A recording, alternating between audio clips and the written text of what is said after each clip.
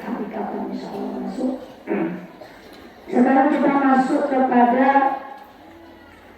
sebab isim itu dibatalkan yang kedua. Karena penyebab isim itu dibatalkan cuma 3. Mudah ingatnya. Nggak banyak kayak isim yang dinasakan. I'rabnya ada 15. Tapi kalau isim yang dijarkan i'rabnya cuma 6 cuma. Yang pertama dijarkan karena huruf jar. Ya kan? Ini yang dikatakan mahfudun bil harfi. Ini sudah kita bahas tuntas.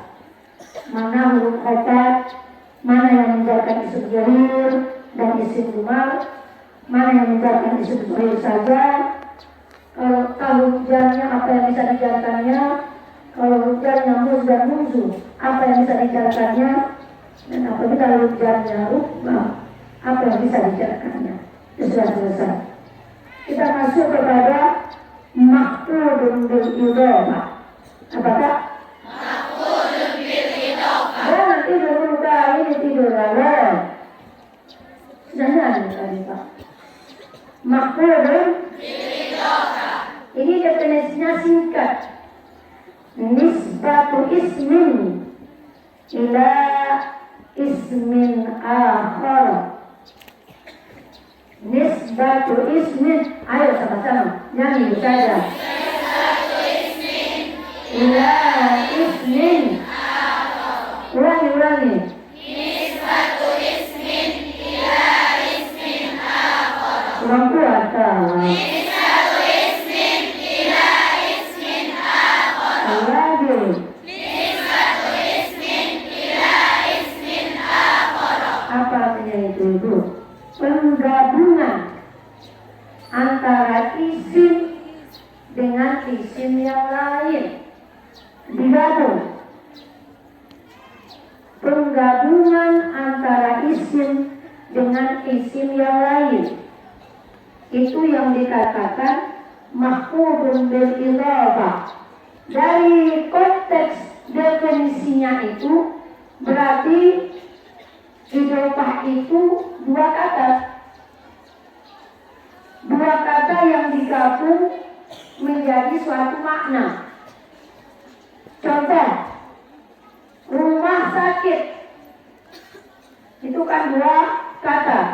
Itu kalimat apa ini bahasa Indonesia-nya? Kalimat majmuk, bertingkah. Apa? Rumah asrama putri. 2 kata yang apabila dipisah ini maknanya akan beda dan berbeda apabila kita gabung. Meja guru itu kalau sudah kita pisah bendanya berapa? 2. Kalau kita gabung, ini yang dikatakan. Di impisol itu dipisah. Impisol idhofah gabung. Berbeda makna ketika kita pisah dan ketika kita gabung. Itulah idhofah. Yang penting dia 2 kata. Nggak bisa idhofah itu 1 kata. 2 kata tapi maknanya 1. Botol air, tempat air, jam dinding, buku namu, kacamata, meja guru, mikrofon guru. Itu semuanya idhofah. Kenapa kita katakan idhofah? Karena dia terbuat dari 2 kata. Jadi kalau dia terbuat dari 2 kata itu kata yang pertama apa namanya? Kata yang kedua apa namanya? Tuh. Kata yang pertama itulah mudhaf. Apa namanya? Mudhaf. Mudhaf yang disandarkan kepadanya. Kemudian suku kata yang kedua namanya mudhafun ilaihi. Coba ucapkan. Mudhafun ilaihi. Coba ibu katakan mana mudhafnya, mana mudhafun ilaihinya. Meja guru, mana mudhafnya?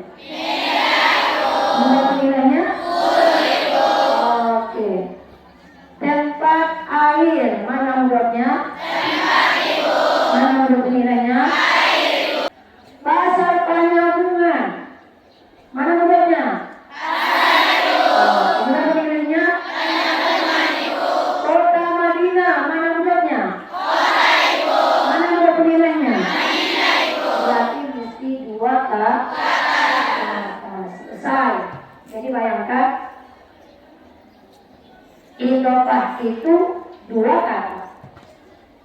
Idhofah itu gabungan antara mudhaf dengan mudhaf ilaih.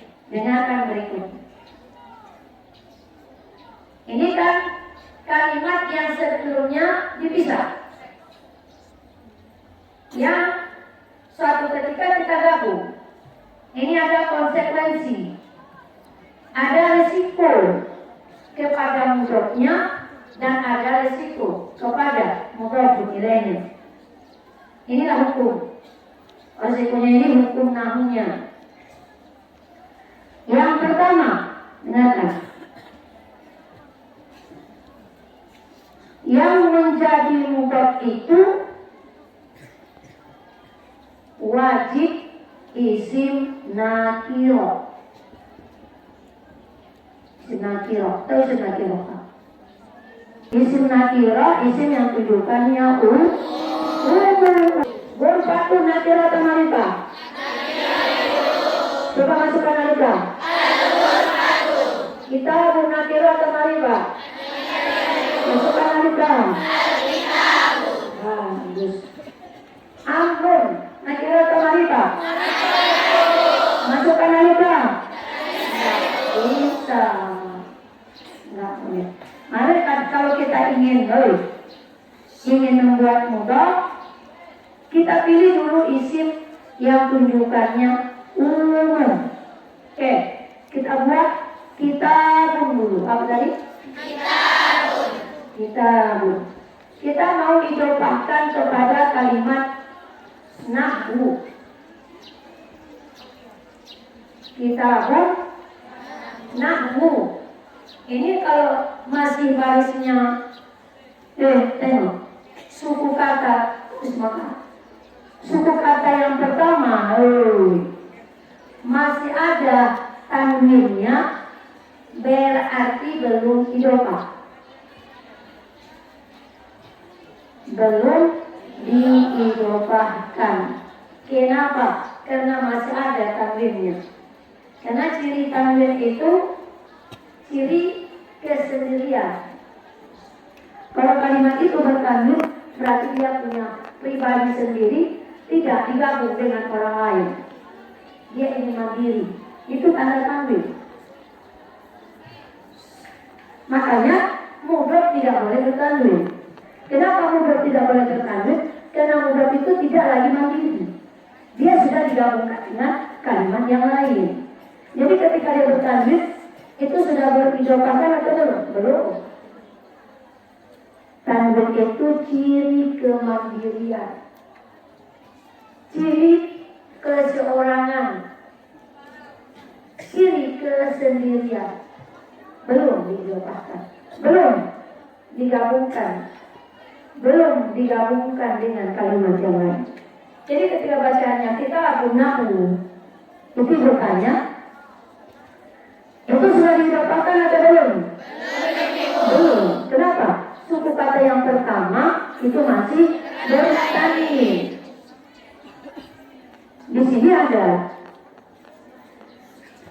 wa amma mahfuz bil idafati anhu gulamu zaid bisa wa yajib tajridul mudhaf min at-tanwin kama fi gulami zaid wa min nunai tasniyati wal jami nahu gulama zaidin wa katibu amrin. Nanti tengok hukum. Saya artikan. Ada pun yang didapatkan dengan didafah, contohnya gulam zaidin.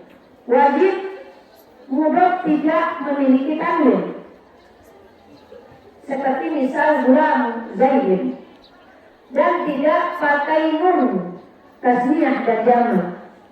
Seperti lafaz gulam zaidin wa katibu amrin. Yang ibu baca tanion itu apa? Teknik cara bagaimana kita mengidhofahkan. Yang pertama kita pilih bendanya. Bendanya tadi mesti isim nakiro, belum. Kalau udah penilai sembarangan. Boleh nakiro, boleh mari. Boleh nakiro, boleh mari. Boleh, nggak apa-apa. Yang menjadi catatan, mudahnya wajib naki. Mudahnya nanti isim yang tujuannya Kalau mudah penilainya boleh umum, boleh boleh nakiro, boleh. Oke. Kemudian gimana tekniknya? Coba tekniknya. Tolong dari buka yang mufrad, yang tasniyah dan jamak. Gulamalika, katibuna. Itu sudah diidopahkan atau belum? Ayo kasih. Belum ada tahu diidopahkan. Karena mudahnya, jangan belum menilainya. Kalau belum menilainya boleh dapat tulis. Mudahnya masih bertanwin. Mudahnya dalam bentuk tasniyah masih ada nunnya. Mudahnya dalam bentuk jamak muzakkar salim masih ada nunnya. Itu berarti belum diidofahkan. Belum apa Kak? Diidofahkan. Kenapa begitu nun? Kan nun itu pengganti tanwin. An-nun alif tanwin. Nun yang ada pada tasniyah, nun yang ada pada jamak muzakkar salim pengganti tanwin. Wah, tanwinnya saja nggak bisa, apalagi penggantinya. Tanwinnya saja mudahnya tidak boleh, komonlah pengganti tanwin. Ketika mudahnya tidak boleh bertanwin, mudahnya kalau dia tasniyah juga tidak boleh pakai nun. Mudahnya kalau dia jamak muzakkar salim juga tidak boleh pakai nun. Buang. Itu konsekuensi resiko bagi suku kata yang pertama yang menjadi mudah ketika dia kita idofahkan. Dan ketika dia tasniyah dan jamak, buang nunnya saya. Ini boleh nggak tidur ini Kak? Ini kemana piginya nunnya? Kenapa dibuang? Karena nanti akan kita buat dia menjadi mudhaf, bakal jadi mudhaf. Baja mudhaf, bawa cawapres, wapres. Ini kalau jadi mudhaf. Jadi baji bakal jadi mudhaf. Kalau bakal jadi mudhaf, kalau dia bertanwin isim mufrad, buang tanwinnya Kak. Kalau mudhafnya tasniyah dan jamak, buang nunnya. Kemudian proses mudhafun ilaih cukup dijarkan.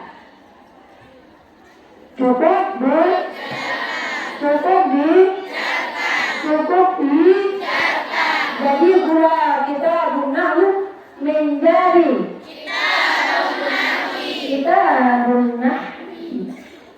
gulamu zaidun menjadi gulamani amrun menjadi katibuna bakun menjadi itu. Maka suku kata yang kedua dijaga enggak? Siapa yang menjaganya? Ya udah, akibat dari lepah tadi, akibat penggabungan tadi, maka suku kata yang kedua wajib dijaga, dan itu yang dikatakan mahfudun bil idhofah. Mahfudun bil idhofah maknanya diidofahkan karena akibat pengidofahan, akibat penggabungan itu maka suku kata yang kedua wajib dijalankan. Mengerti yang ini? Ya? Jadi saya bertanya, kenapa kalimat nahwi itu dijalankan? Karena dia didapatkan kepada kita. Kenapa kalimat zaidin itu dijalankan? Karena dia didapatkan kepada kalimat gula. Kenapa kalimat zaidin dijalankan? Karena dia didapatkan kepada kalimat gula. Dan kenapa kalimat amrin dijalankan? Karena dia didapatkan kepada kalimat kaitu. Itu yang dimaksud dengan mahfuzun bil idhofah. Sama dengan kalimat bismillah. Kita analisa dulu kalimat bismillah. Woi, kita gimana ini? Satu, dua, tiga. Berarti ketika tiga, irobnya juga tiga. Yang pertama, ba. Harus ismi. Berbaki. Wa ayat.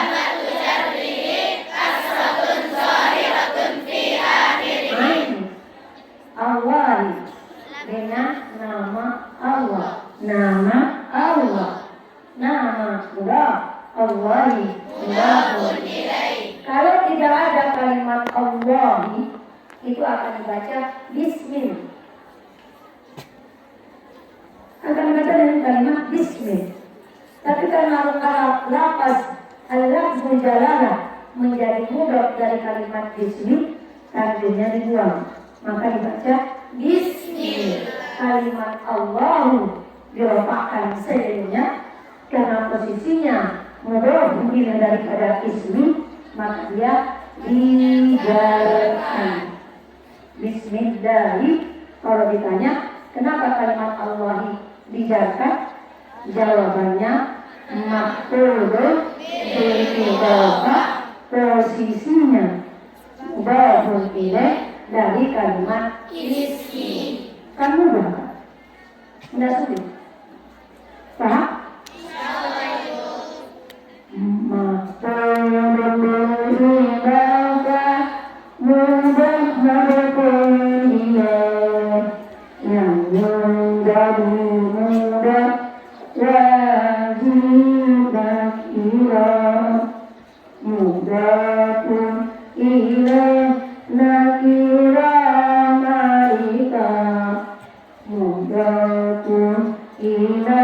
Dijalankan selamanya. Ayo sama-sama.